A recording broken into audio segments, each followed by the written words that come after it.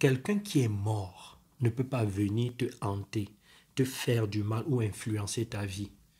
Ce que vous voyez là, ce sont les films. C'est l'imagination de l'homme, parce que l'homme est un être créateur. Il ne sait faire que ça créer. Ou encore, il a entendu parler de quelque chose, et voilà, il essaie de représenter ça. Et les gens y croient.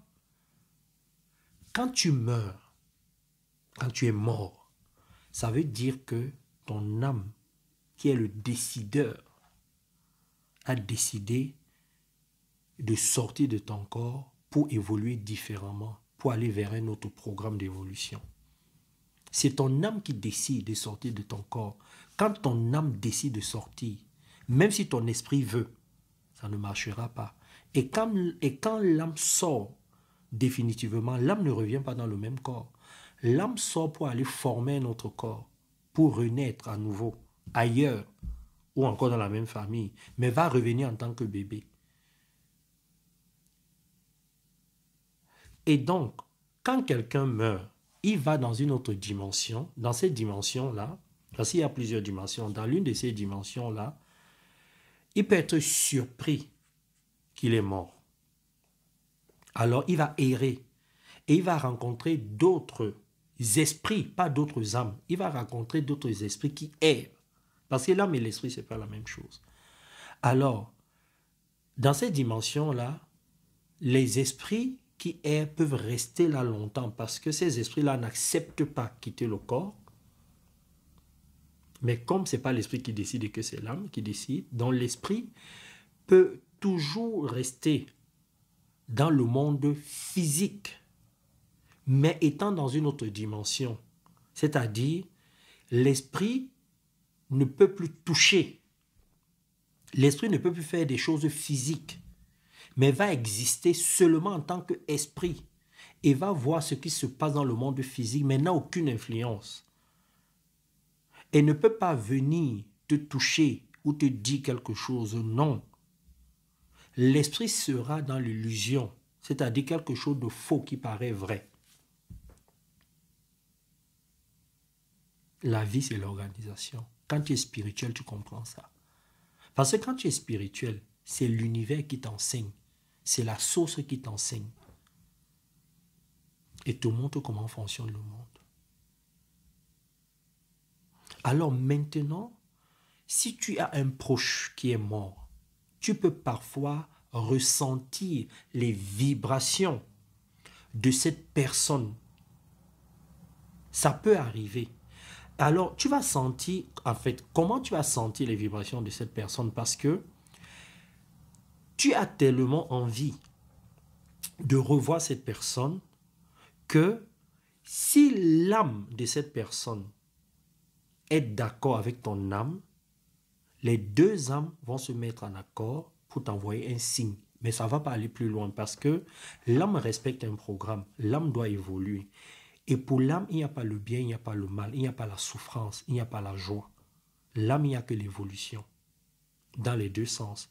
Ça peut être l'évolution dans le bon comme dans le mauvais sens. Pour l'âme, il n'existe que ce qui est. Le bien et le mal est une notion qui existe à partir du moment où l'âme est dans le corps. Mais quand l'âme sort du corps, il n'y a plus le bien et le mal.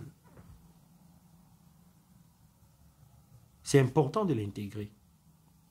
Donc, quelqu'un qui est déjà dans l'au-delà, dans une autre dimension, et qui est en train de errer,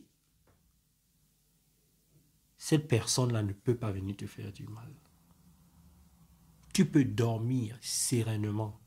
Maintenant, il peut arriver que ton cerveau, qui est l'outil de traitement d'informations le plus sophistiqué de ton corps, à travers tes envies, tes émotions, ton envie de ressentir la personne qui est morte parce que vous étiez peut-être proche ou parce que tu avais peur, le cerveau peut créer des images à partir de ça, peut créer des ressentis, des sensations. Et tu vas croire que c'est la personne, mais ça n'a rien à voir. Tout ça, ça se passe dans ta tête. Parce que les gens n'ont pas encore bien étudié le cerveau. Bon, l'homme a déjà bien évolué c'est pas dans les recherches au niveau du cerveau, mais il y a encore beaucoup de choses à découvrir. Mais le problème, c'est que spirituellement, il y a beaucoup de choses qu'on doit apprendre, hein. On doit apprendre comment fonctionnent les différentes dimensions, comment l'univers est organisé, comment une dimension ne peut pas venir influencer sur une autre. Il y a plein de choses comme ça qu'on doit apprendre. Et surtout, il ne faut pas oublier que l'homme a un côté où il invente beaucoup de choses, hein. Beaucoup, beaucoup de choses. Donc, pensez-y. Bon, comme d'habitude, il y a des gens qui diront, ouais, tu dis n'importe quoi, c'est parce que tu ne sais pas, tu ne comprends pas comment ça fonctionne. Bon, toi, dis-moi, est-ce que ce que tu as déjà entendu parler, est-ce que tu as déjà vécu ça? Est-ce qu'il y a un mort qui est déjà venu te parler? Quelqu'un de proche est déjà venu te parler. C'est pas ta femme, ton mari, ton papa, ta maman, un frère, un ami proche. La personne est déjà venue te parler de façon claire. Tu es sûr que ce n'est pas ton cerveau qui t'a fait des tours de passe-passe? Tu es sûr que c'est la personne? Prouve-moi. Prouve-moi que c'est la personne qui est venue te parler. Oublie les films. Oublie ce que tu lis. Parle-moi de ton expérience. Je suis sûr que tu ne pourras pas. Parce que moi, en tant que coach spirituel, spécialiste en intelligence émotionnelle et relationnelle, j'ai vécu beaucoup d'expériences. Et à plusieurs niveaux, avec des nationalités différentes. Et dans des situations que tu ne peux même pas t'imaginer. Je me suis perdu dans la forêt. J'ai vécu beaucoup de choses. J'ai compris de quoi le cerveau était capable. Il y a beaucoup de choses que j'ai compris. C'est-à-dire, il faut très bien intégrer que tout ce qui est dans le monde physique s'arrête dans le monde physique. Tout le reste, c'est du charlatanisme. C'est des peurs qu'on entretient, des croyances qu'on entretient. Et on vous fait peur.